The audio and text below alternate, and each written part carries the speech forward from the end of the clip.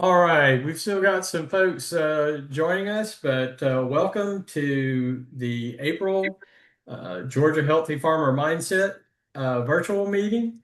And we're just really pleased today to have some really special guests that are doing great work. And I'll be introducing them in just a moment. And I know we'll probably have a few more people that join us. And as always, we do record this meeting and we post it to our uh, Georgia Agricultural Wellness Alliance website. So you'll be able to go back and share that if you'd like with folks you know. But so I do want to just, well, I should introduce myself. I'm John McKelvin, Director of the Georgia Agricultural Wellness Alliance, and I know most of you on this website, but always happy to meet new friends and acquaintances that are interested in this work and the things that we try to let people know about. And so I do want to take just a second and just talk a little bit about the last month's annual Georgia Farm Stress Summit. We had that at Fort Valley State, and we set another attendance record this year. So we're just so pleased. We had over 230 participants that signed in on that day. And I just thought it was a great day with a great spirit of people that wanted to know more and do more. And I could go on and on about that. I won't, but we really had a nice day, I thought. And so many of you on here participated and even some presented. And just appreciate those of you that did that. Several of you, Joan and Shanae and Jennifer and Renee, all were part of that. And we just appreciate you.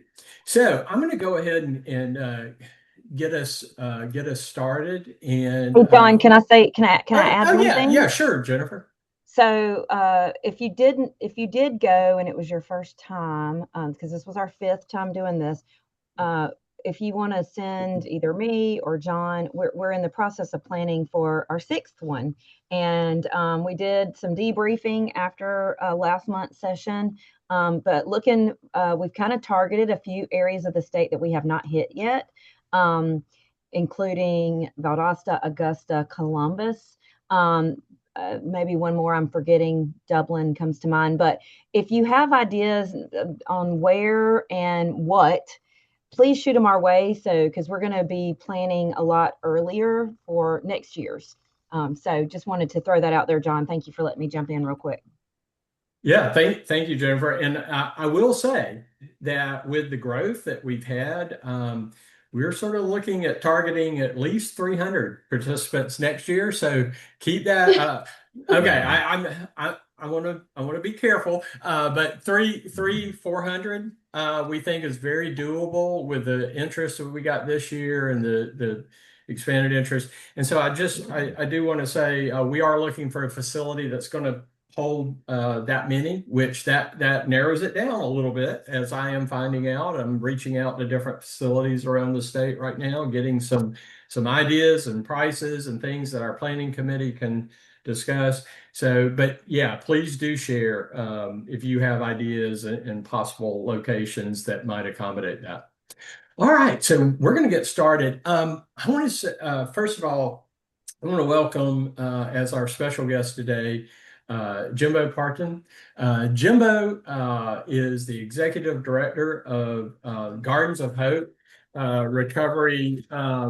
recovery community organization in Lyons, Georgia. And I first met Jimbo when he graciously allowed me to visit with him as I was coming through the area. And that was probably about a year or so ago, Jimbo. I'm just guessing.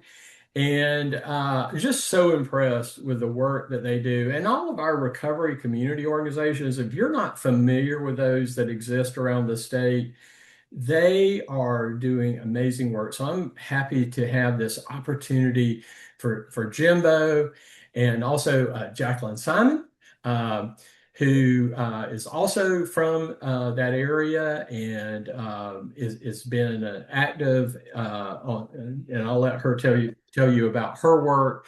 Active in this area and uh, also happens to be famously Jimbo's cousin. And so that's not a qualification, that's a gift, right, Jacqueline? And and then also we've got Jeff Breedlove, who is the CEO of the American Addiction and Recovery Association. Did I say that right, Jeff? Did I get okay? Good. I usually just say AARA, and I know you even maybe say it a different way, Jeff, but I try to do it so I can remember. But Jeff does amazing work in this area, and he's going to tell us a little bit. When we talk about the local sort of thing, Jeff's going to talk a little bit about state and regional and national resources because we want people to know that there is help. There are so many people in a community of which you may not be aware that are ready to step in and help somebody take this journey and stay on this journey to recovery. And I just think it's so important. It's so important that we have this opportunity to share these kind of resources. So with that, I'm going to turn it over to Jimbo, who's going to start us off and tell us a bit about his journey and his work. And then we'll go to Jacqueline. He'll hand it off to Jacqueline, and then Jeff will bring us home today. So Jimbo, welcome. All right. Can y'all hear me? All right. All right. Yes, as you heard, my name is Jimbo Parton, and I am the executive director at Gardens of Hope, RCO / Addiction Recovery Support Center. But more importantly, I'm a person in long-term recovery. And what that means for me is it's been 7 years since I felt the need to put any drugs or alcohol into my system to change the way I feel. And what that's allowed me to do is be a present father today. I get to show up for my children, and the relationships with them are better than they have ever been. And I get to be a part of this amazing community in Toombs County, Georgia.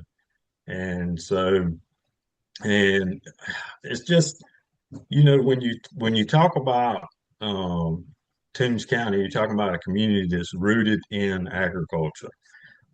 Everybody, I wouldn't be scared to say everyone in this community has a tie to agriculture in some way, whether it be a friend, family member, or a personal tie to agriculture where you're working in it yourself or have worked in it before. And so, um, Jacqueline and my uncle, he farmed onions and he farmed soybeans, and so we grew up, playing in the fields.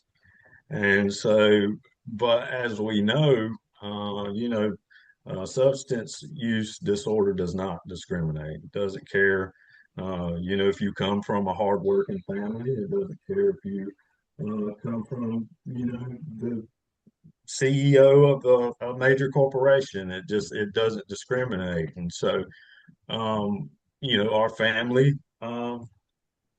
did experience that, and we experienced it on a major level. And so with my personal situation, started out at a young age, and was using drugs, and the things I said I'd never do, I ended up doing, and was went from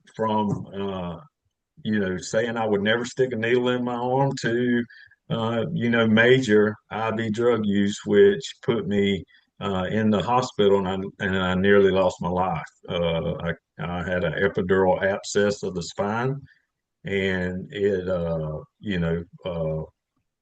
caused me to be in the hospital, 2 major spinal operations, something you just never think. At that time, I was actually pine tree farming.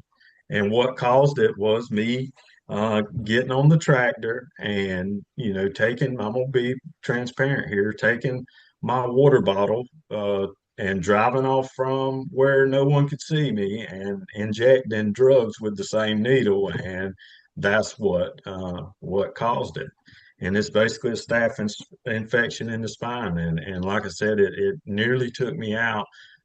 2 major spinal operations. The infection traveled to my lungs. It collapsed the top of my lung. Had a major lung operation. Uh, Paralyzed from the chest down. A lot of people see that I have a I call it a hitch in my giddy up, like a walk kind of with a gait. Uh, and I live today with a permanent consequence from that. I have my bladder doesn't release. I have a urinary catheter that a lot of people don't know about. And when you see me, I've got a urinary bag somewhere attached to me. And so I live with that daily as a constant reminder of what my poor choices have caused. You know, um, but if I had it to do all over again, and if I had to, you know, get all of my, you know, walking abilities and could run a marathon back and lose what I gained out of that, which is, my relationship with God and a new way of life, you can keep all of that, and I'll take what I got. And so, just grateful for my life today and what my recovery and all has done.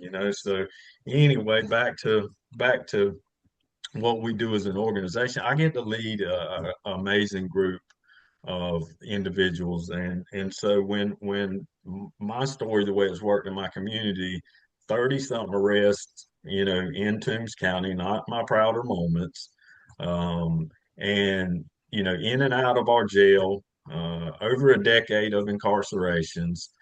And today I get to sit and meet with the sheriff of this great community. I have the same parole officer that used to arrest me. They actually reach out to meet with me. I'm in contact this morning with her. It's almost a daily thing of trying to see how we can support individuals in our community that are still struggling with substance use disorder. And so it's amazing how things can turn around, right?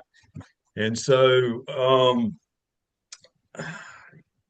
Gardens of Hope, we're a recovery community organization. We come alongside individuals, and I always like to stress to my staff, we want them to do the work. We don't we want to encourage them to do the work. We want to explain, share our lived experience of what worked for us, but we don't want to outwork the individual, right? So that's what's working in our community. That's what's empowering our peers to see that, hey, if they can do it, I can do it. And then once they get to the point to where they're operating, the next thing they're giving back. And it's amazing to see how in Toombs County, and a lot of this work has started from up top, the Georgia Council for Recovery. And they have, you know, helped to train us. They've helped to involve us on a state level. We get a lot of information that keeps us all connected all the way around throughout the state to where we can bring things to our community and we can serve our community in our own unique way, because Gardens of Hope is not going to be the same type of RCO as Rise in Atlanta. It's just not. We live in two completely different geographical areas. We live in two completely different communities. So there's two completely different needs of how we approach the things in our community. And so we know what's best, right? So Gardens of Hope, we have come to find out that our outreach is huge. We started out, the jail was the thing, and Craig was like, "Hey, I want you to try to get in the jail." And so At that time, I started trying to get in. And of course, you could imagine a person with 30 something arrests, as I mentioned earlier, trying to ask the captain of the jail, hey, can we come in and serve our peers and provide peer support services in the jail? And it was kind of sketchy at first. But long story short, squeaky wheel gets the grease, right? Amanda, I kept getting certifications. I got my forensic peer mentor certification. Amanda had reached out. She's the captain, by the way, reached out to DBHDD. Hey, Jennifer. So they reached out to DBHDD and was like, hey, I need someone. I need some help with an individual, and could y'all help me? So DBHDD sent her an email back, and it happened to be Logi, said, hey, I got someone perfect. And she was like, who? And she was like, I was expecting anybody but you. And she said, but I got an email. And I said, I've been trying to tell you. But anyway, that opened the door to a great thing to where we was able to show our sheriff's department the fruit of what we're able to do as an organization in our community. And that we just ended up getting a grant from CDC for $212,000. We've got a huge program going on at the jail where we can provide transportation, we can provide placement. Us being a 501c3 allows us to write our own grants. We got a lot of local grants, right? And so we went after a local grant from Meadows New Foundation for $100,000, which allows us to pay for entry fees for individuals that are trying to get placement into inpatient treatment facilities. And not only that, we've got, we believe in multiple pathways to recovery. There's no cookie cutter way to do this thing. And I found that out. And so when we've got, a person that comes in that says, hey, I've tried the faith-based way and it didn't work for me last time. So it's like, okay, would you be willing to try a 12-step program? And they was like, yeah, I think that's what I want to try. And so we see that a lot. And so we've got those resources available now. And so we'll connect them with a 12-step inpatient program. And then there's the vice versa. You got people to come in and say, hey, I've tried the 12-step way, didn't work for me. I think I need to grow in my relationship with Christ, or I want to try faith-based recovery. We're able to connect them with a faith-based facility. So that's just some of the work that we're doing. And we have a great youth program as well. We started out in the alternative school of Idalia, Georgia, and just kind of going in and working with the youth. It was asked from some community members if we would be willing to do that, and we of course said yes, and we started doing that, and it spread to Toombs County High School as well. So now we currently have a program going on at Toombs County where we launch Sources of Strength. Some people may have heard of it. It's a suicide prevention / substance use prevention program, and so we're able to do that as well. But what I'm going to leave you with, though, is what we're all here for. We're here for Georgia Agricultural Alliance, so we're talking about farming, right? All right. So with that being said, we have our peers that come in that are seeking employment, and of course we've got Jacqueline, her husband. You'll hear from her in a little while. He works with A&M Farms, and A&M Farms has hired several of our peers are currently working there. I've got a gentleman that was able to. I actually carried him out there for his job interview. Him and another guy. They was hired, and he's been working there now for about a year and a half, steady, and just graduated a program that we was able to help get him placed in, and he is doing great. He's got his own place. He's living freely now. He's got his own transportation. He's got his own place to stay, and he's got him a job that he has been working at consistently for a year and a half. But when you're talking about farming, this is what a lot of people don't realize, is that you've got planting season and you've got harvesting season. And this is some of my lived experience. I grew up, with farming ties. Several times throughout my life, I've had to, in between employment, I did farming. And what a lot of people don't realize is like this time of year, right now, as we speak, onion season has kicked off. So the next 3 months, these farmers is there. I remember driving a forklift when we was putting onions in the refrigerator. It was, from 7:30 in the morning till 2:30 in the morning, 7 days a week. Let that sink in because it had to be done. That's the only way to get them out of the field and to get them into these coolers. That way that this can keep going. And you just basically went until you couldn't go no more, and then you took a day. It wasn't like you was going to get fired for missing a day. They understand. And you just slept a whole day. Then you got up and you pushed yourself to do it again. That could cause a lot of stress, especially on a person that's in recovery. Me myself, I can tell you what I did. I started looking for what I knew would give me energy. And that, you know, is not the way to go. And needless to say, I didn't have that job very much longer when I decided to do that. And so what we want to do is we as an organization want to provide support. So I'm checking on my guys that I know is working with A&M Farms. I'm going to call them a little bit more than what I would usually call them. I want to check in with them. I want to see how they're doing. I want to make sure that they're taking care of themselves, right? Because this is the time of year to where that same success story that I was just speaking of could go south if the proper support's not there and that, he loses sight because it's easy to get on autopilot and lose track of the fact that, hey, I'm feeling this and I need to back off and I need to take care of myself. That's got to be communicated. And the beautiful thing about that is that these farmers know that and they're starting to see that and they're starting to come around to that because you know why? They're losing workers to this disease. And so Gardens of Hope is here. We're here in Toombs County, and we want to continue to be a support to these individuals, whatever that looks like to them. And we're going to continue to reach out to the ones that we know that are working and that are doing this farming, whether it be planting season or whether it be harvesting season. We want to check in with them and make sure that they're okay. And so that's what I'll leave y'all with. Thank y'all for letting me speak today. I really appreciate it, John, and I really appreciate what you guys are doing to kind of highlight this. I think it's much needed, and I think the farmers, I mean, this is the number one industry in Georgia, so it deserves some attention, and people do deserve support. And so thank y'all for what y'all do.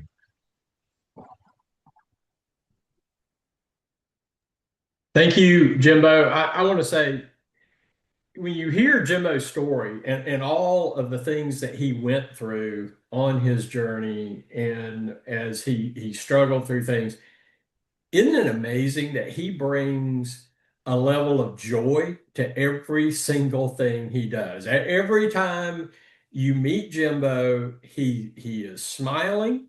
He's bringing comfort to those around him, even when they don't know it and he doesn't know it. He's just got that natural ability to draw people in, and it's just an amazing voice of support in this community. Thank you, Jimbo, for that and how you and what you do. It's so important that we have folks, we raise that awareness about resources and we get those connections to those resources, and that we have resources like this that understand agriculture and those communities that maybe it's not as visible sometimes. And we just appreciate you and your work and Gardens of Hope, Jimbo. Well, Jacqueline, please welcome, and so glad to meet you, today, and looking forward to you sharing a little bit about your story. Thanks, John. Thanks, Jimbo, for inviting me, and thank y'all for having me. My name's Jacqueline Simon, and I'm a person in long-term recovery. And what that means for me is it's been about 3.5 years since I felt the need for substances. And for me, that's a huge deal. I never made it past 3 years before. I'm a woman who's been in jail many times. I've been in 7 detox facilities and 3 long-term treatment centers. So I say that to say people don't always get it on the first try. Um, I also am a woman who has always struggled with major depressive disorder since I was a teenager. So I think it's important to bring that side to it. I believe I self-medicated with substances. They are what made my mental health feel better at the time. And so I didn't even realize I had a problem or how to seek treatment for my mental health until I found recovery from substances. So I also like to share that abstinence was not my pathway. Matt was a huge part of my story. I'm still on mental health medication today. And I like to share that as well because abstinence was not my pathway. Um, I'm also a mother who lost her children. So I've been in the system. I have been like part of the reunification process. I know that it works. Man, I have an amazing relationship with all 3 of my children today. I like to share that I used the first part of my pregnancy with my 11-year-old. I didn't know I was pregnant. And he is a healthy 11-year-old baseball player today. And that is all to God, all God's glory for that. So I am a counselor at Lee and White and Company. A little bit about my professional life. So I mainly work with youth. Leanne White and Company is more of a treatment setting. So we have outpatient counseling, IOP, intensive outpatients here, and I run the child and adolescent intensive outpatient program. I currently have 8 teenagers that I'm working with, and 8 don't sound like a lot, but when you got 13 to 17-year-olds in the room, it can be a lot. But, they struggle with mental health and they're already using substances. So I really want to be that person who can step in now and be like, hey, this is not what you want to do with your life.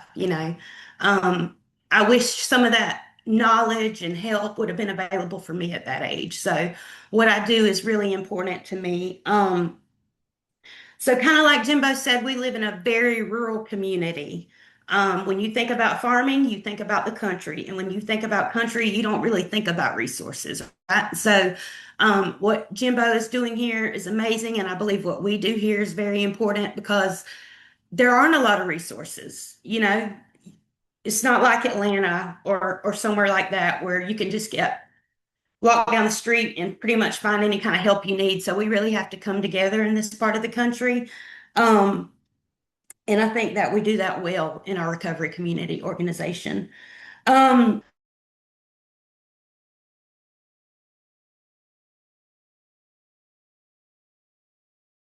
y'all could have heard from his perspective, but you're going to hear from mine.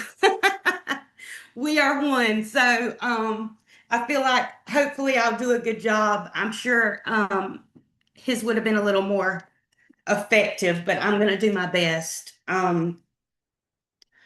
So when you think about farmers, a lot of people think, like I said, country or like hit life or whatever, but farming has evolved rapidly, and these men and women work really, really hard. They're actually this year, as Jimbo shared, so they just started boxing onions, and this is a great time. It's a profitable time, but it is also where they put in the hours. 70 to 90 hours a week is a lot for anybody to work.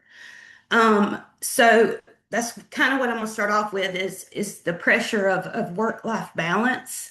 I know that there are many days that my husband feels as though he's letting us down, even though he's not, because he's only one person.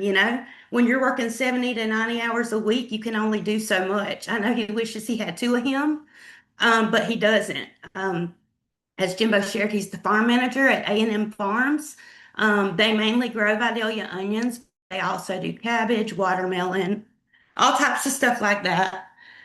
I think the pressure really comes from trying to find that work-life balance. You miss a lot of activities, you miss a lot of school stuff for your kids, sports things for your kids, because at that time, that's what takes priority. And I don't know if you know, but the Vidalia onion is the state vegetable. And it's a big deal, and they ship it all across the world, and people want it all over. It's such a big deal that it only grows here for a certain amount of time, but they grow them in Peru. They're not Vidalia onions, they're just called sweet onions.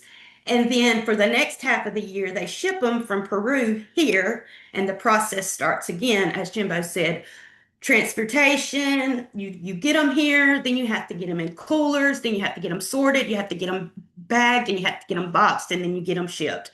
And that's a lot.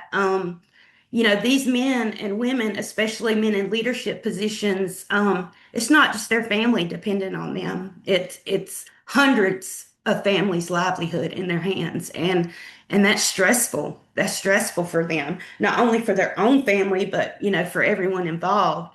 Um, it comes with a lot of financial pressures.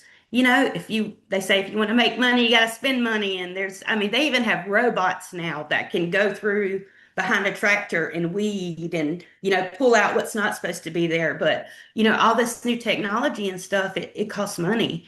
My husband spoke at a recovery event not long ago, and I can't remember the exact figures, but cotton 20, 30 years ago was, such and such cents. And today in 2025, it's about 3 cents higher than it was then. So, as you can imagine, like everything else in this economy, it has just got more expensive, but the profit is not always there.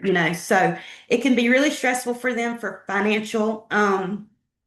So as Jimbo shared a little bit about what he did, that was my husband's go-to too.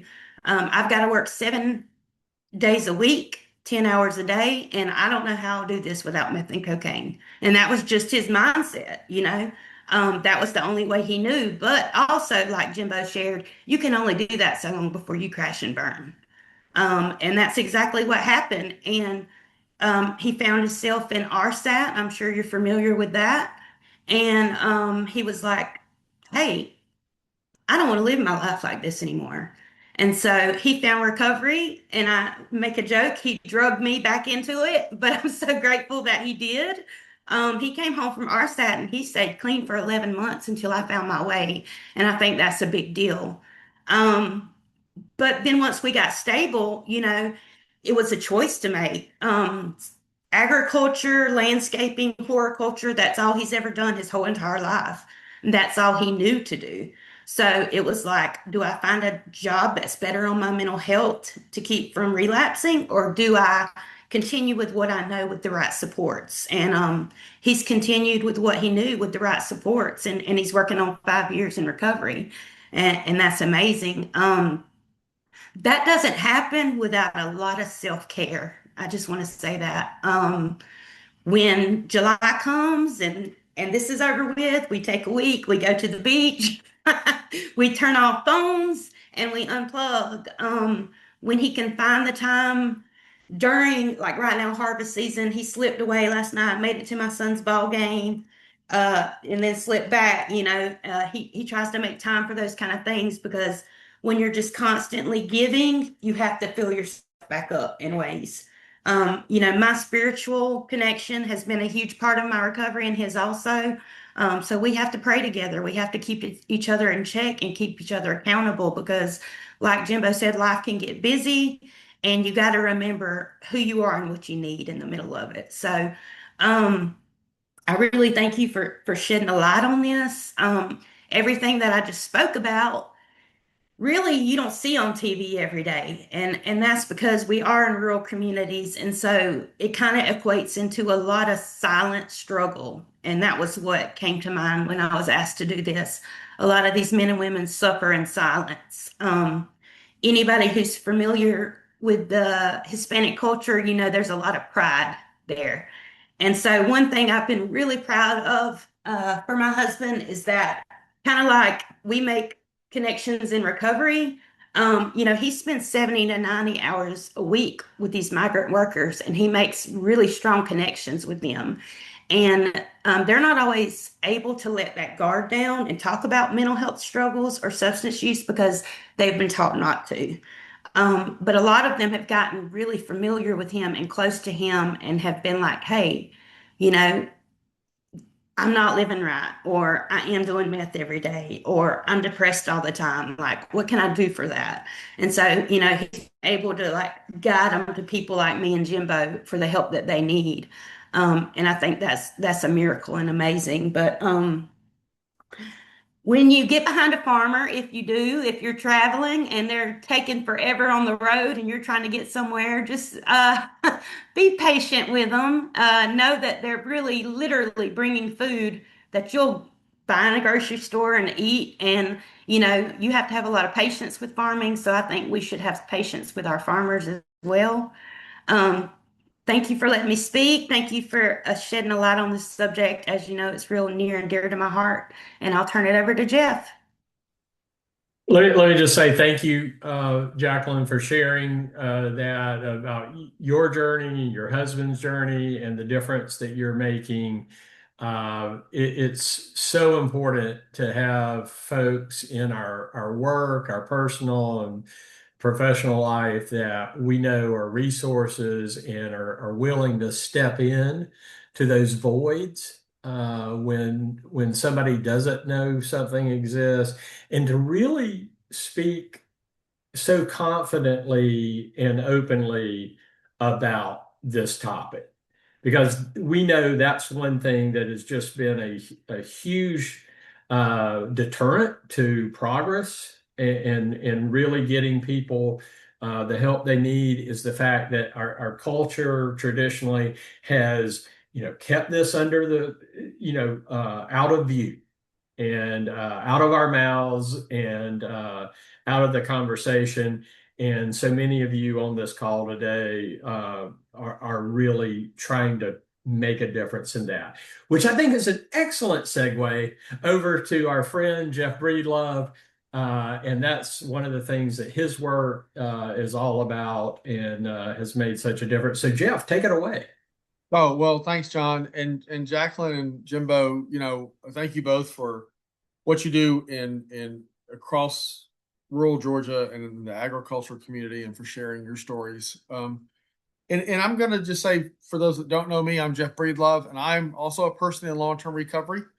And what that means for me is that after 30 years of active addiction, I've known the hope and joy of recovery for 9 years. So I'm very blessed with that. And I do not live in Toombs County, Georgia. I live in that well-known agricultural hub called Grant Park in the heart of downtown Atlanta, where, most people think that food comes from a grocery store and may have never seen a farm, but I have. And I want to echo what Jimbo said really quick. It's just a fact that the number one industry in the state of Georgia is agriculture. In fact, not only is it number one, there's two things to say about that. Georgia, for years and years, has won the award as the number one state in the United States to do business. So if you think about it, our number one business is agriculture, and we're the number one state in the nation. That says a lot. Also, I'm told by people who know these things in a way that I do not, that it's not just that agriculture is the number one business or industry in the state. If you take all the other famous brands, Delta, UPS, Coca-Cola, Home Depot, Scientific Atlanta, all of them, and combine them, still agriculture dwarfs. So this is a big deal to families in Toombs County, and it's a big deal to families in Grant Park, because it's what drives our state. And I also just wanted to declare that our heroes are farmers and their families. And every subset of the addiction epidemic is important. But I would suggest to you that the agricultural industry has to be at the top of everybody's list. So I want to talk a little bit about resources.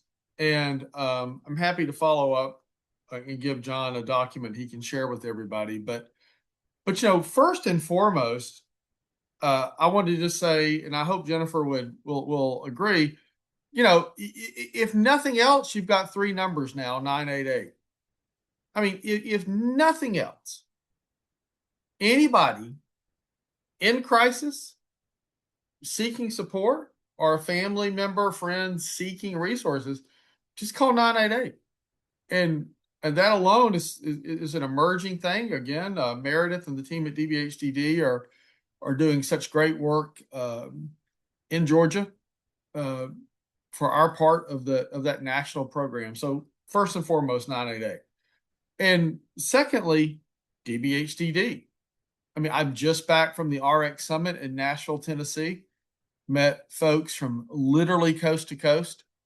And the number one question that I get at a national conference is, tell us about this DBHDD. Why is your organization that deals with addiction so supportive? Ours won't even talk to us as peers or providers. And so we cannot overlook how Jennifer and her team, the Office of Adult Addictive Diseases, I think I said that correctly, Cassandra and Vaughn and the team there support us and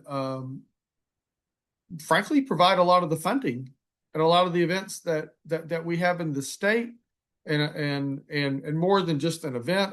Events are great. Jennifer knows I like going to them, but more than just an event, programmatic funding that goes far beyond one day or a couple of days at a conference. It goes 365 days a year.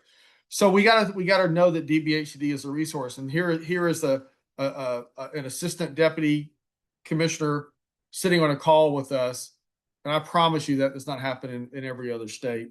I think also it's very important to understand, and I say this with enthusiasm, that our network of recovery community organizations, ARSCs, are arguably the number one resource outside of a state government agency and a federal phone number.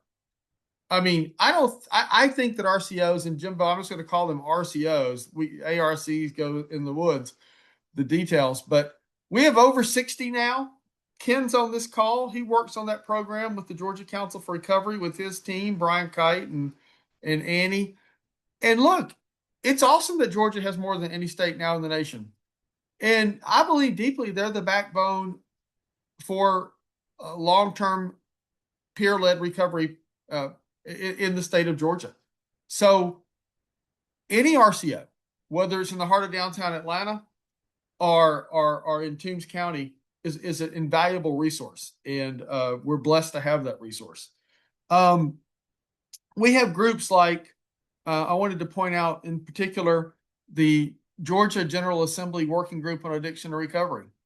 I mean, what a great resource that is, because, for example, Representative Lisa Hagan is on that working group, and the speaker appointed her head of the rural, it's got some title, but a big rural committee that the speaker has.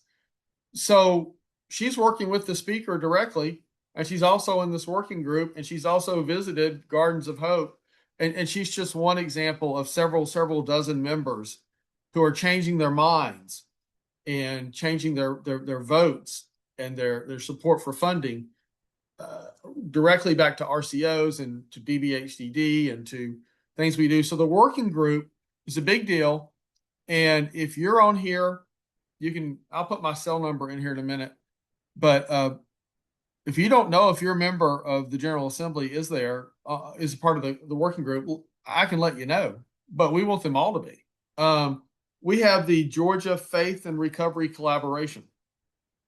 And I believe deeply that the work that Seth Harris and the team there are doing is a direct intersection. And I say this to John and Jennifer in particular. You know, we cannot escape the fact there's over 14,000 churches in the state of Georgia. And an awful lot of them are in agriculture country. And there is a direct correlation between strengthening pastors so that they know how to address the addiction epidemic when someone comes to them seeking help, especially in rural agriculture country. Because the premise that Jim talked about, the pride is so, and Jacqueline talked about it too. Pride's a thing. So as we strengthen our faith leaders, we will strengthen our agriculture leaders and vice versa. So I think there's a direct intersection between faith, and I mean all faith, Christian, Jewish, Muslim, Hindu, whole 9 yards, with agriculture. And I think that's something that is emerging. I think there's an awakening there. And again, I want to say the Georgia Faith and Recovery Collaboration is a great resource for everybody here. The Christopher Wolf Alliance. Cammie's working with another great resource, Mercer University School of Medicine. And they are working in rural hospitals together and changing the culture in rural hospitals with life care specialists. And of course, the council has a partnership at Northeast Georgia Medical Center with that hospital. But Cammie's working in several rural hospitals in North Georgia and South Georgia. Coffee County, I believe, and Rabun County for sure, and other counties. But CWC, the work they do in rural Georgia with life care specialists, a great resource for you. And I encourage you to check out the Christopher Wolf Alliance. Then, of course, there's other great statewide organizations, just like the Georgia Council for Recovery, who's great. And I should say this, the Georgia Council for Recovery does the CARES Warm Line, which, much like 988, is a great resource.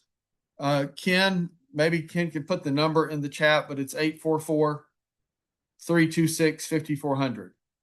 And we got great peers standing by. And that's a warm line. You don't have to be in crisis. You can just want to maintain and have somebody to talk to. I see Jennifer holding it up right there. That's the card right there. But also the VARM, the virtual all recovery meeting, started by the council, and now it's been handed off to a team of volunteers called the Phenom Squad. But that's serious business, y'all. That's twice a day, 7 days a week at 10 a.m. and 7 p.m. that there's a virtual all recovery meeting for free. And you can maintain anonymity if you want to. You don't have to. But not of course, that's on the one hand, that's international. Anybody around the world can get on there. But looking at it from a Georgia perspective, we have that in Georgia. And so you're working out there on a farm or in a warehouse, and you can't go to a meeting, but maybe you can pop that earpiece in at 7 p.m. or take your break at 10 a.m. for even 15 minutes and get a little recovery. So I would really, really suggest to y'all that if you got somebody who says, I need a meeting, but I can't go to a meeting, tell them about the VARM. That is a great resource they can do from a warehouse, from their sofa, from their car, wherever they are. That's a big resource, and I wanted to really highlight that one. And I want to also say that GACA, the Georgia Association of Addiction Professionals, GAR, the Georgia Association of Recovery Residencies, both GACA and GAR have members all throughout agriculture country. And some of them are big members, some of them are small members, but they're members. And those are great resources actually in communities of addiction counselors and recovery residencies. And we should have GAR and GACA on here at some point, John, and let them highlight some of their members in ag country, and maybe have some of the actual members from ag country on here to talk about how they service ag clientele. I think that would be, and I just boldly say that. But though we have resources that are operating 7 days a week in ag country that do recovery housing and recovery counseling. We have great prevention voices. We have the Georgia RX Drug Abuse Prevention Initiative, funded by, they get a lot of money from DBHDD, the Council on Alcohol and Drugs, and Voices for Prevention. And they do great prevention work around the state. Of course, they do that in schools. Of course, that's the obvious. But they do it in businesses, and they do it in churches, and they do it with Rotary clubs and Kiwanis clubs and agriculture chapters of like 4-H and Future Farmers and all that. So don't always just think, I mean, as much as I'm pro peer-led recovery, and I am, I think Jimbo will give me a little, okay, Jeff's okay with that. But we got our prevention folks too, trying to go upstream. So let's remember we have great prevention resources in our state. And, I want to say too, because I did want to give Mercer a shout out. Boy, they're just terrific. And Fort Valley State was on here earlier, and I know they do great work too. And all the universities, ABAC and all of them. University of Georgia has the place in Tifton. We need to use our university resources as well. Let me end, John, because I know you want some time for questions, by just saying this selfish shout out. Of course, the American Addiction Recovery Association wants to be a resource, and we'll be doing things across not just Georgia, but across all 50 states, working with businesses and elected officials and law enforcement and the medical community in agriculture country in particular. Jennifer knows it's just been on my heart for a couple of years. I think we have got to put action behind the phrase farmers are heroes. We've got to elevate them the way that they deserve to be elevated. So we have on our board, I'm very proud, former Commissioner of Agriculture, Gary Black. And Commissioner Black is, I got to tell you, man, he's a firecracker. And he got more ideas than I've got. And he knows everybody, just everybody in agriculture. And he's working on some stuff that we'll be announcing with AARA shortly with ag. And so we're excited. I'll be sharing that with John and Jennifer. But we've got some stuff that we want to bring forward. And I'll end with this, John. That I just shared a list of resources. Jimbo and Jacqueline shared some facts and lived experiences, some emotion and some facts. Where we're at, I think, is we have just got to get to the point where we do both. We got to respect that some farmers aren't going to come to some places. And so we got to meet farmers where they're at. But we got to go to the places. We got to show up with big banners and big buses and big vans and big signs and just say it's here. And I think we've reached that point where we've got to do both. We got to come into ag culture country and show up. And if we have 4 people at the city hall, that's fine. If we have 4,000 at the city hall, that's fine too. But we got to start going there.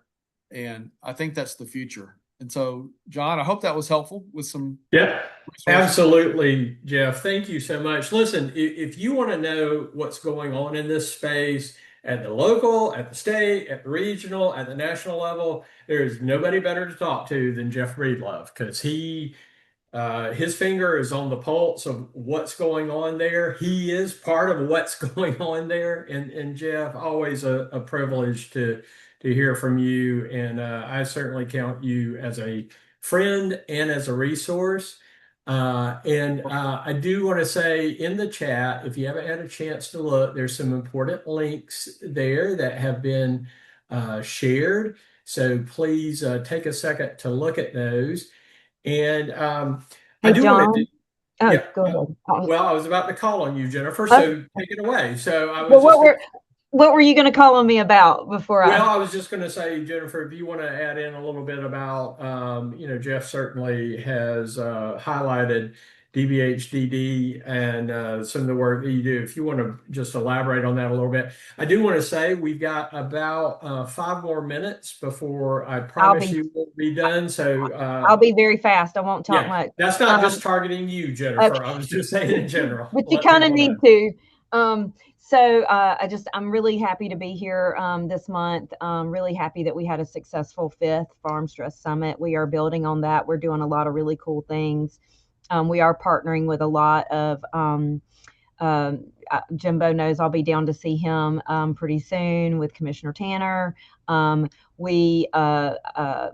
Jeff started the recovery bus tour a couple of years ago. We're in the process of planning that now. We're going to be doing that with some farm events. So be on the lookout for that. The other thing, last Thursday, Georgia Grown had a big event in Albany. They're opening 3 new Georgia Grown centers, Albany, Metter, and Douglas. The Albany event was super successful, so much fun. And one of the things that's going to come out of that are some mental health focused trainings with our ag adjacent partners, because sometimes it might not be the farmers that you get to, but it's the people that they talk to. So I will be working to make sure John has that information for some of those events, because some of them will be in May. We're trying to actually, we have a planning meeting later, and some will be in September. So May is Mental Health Awareness Month. September is National Recovery Month. And Suicide Prevention Awareness Month, all that good stuff. So just, I'll send that out via email. I won't bore everybody with all that, but I will put my information in the chat if anybody wants to reach out. So try to be fast, John. Oh, yeah, that was amazing, Jennifer. You plowed right through that. No pun intended with our farming reference here. But thank you so much. Just a lot going on there. I want to take a point of privilege here and call out in a very positive way two of our partners that have been working with us recently, Shanae Bradley and Renee Martin, both newly minted doctorates in hand.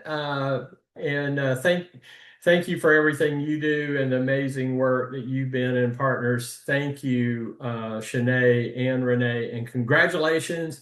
I know from personal experience that is a relief, and now you have to figure out what to do with all of that free extra time that you have. So congratulations on that. I also want to just say that Joan Anderson with the Rural Health Innovation Center at Mercer's University School of Medicine, where I am also a part of, we were privileged to do as far as I know, it may not be the first COMET training in Burke County that's been done in the state, at least by our new certified trainers. And we had a great group there, and it was really well received. And COMET is a conversational training about how to talk with people about whom you're concerned. And sometimes those that are closest to us is the hardest to talk to. And so it's a great training. If you're interested in bringing that to your community, let me know, and we will get one of our certified trainers to do that with you. And we do it for free. John, just remember, tell them we do it for free, and we'll come to you. Great point, Joan. As all the programs at the Rural Health Innovation Center, we provide that free of charge. So thank you for that, Joan. All right, we have about 2 minutes. If there's any really important announcement or thing you want to share, I am open for that, and then we'll wrap this up.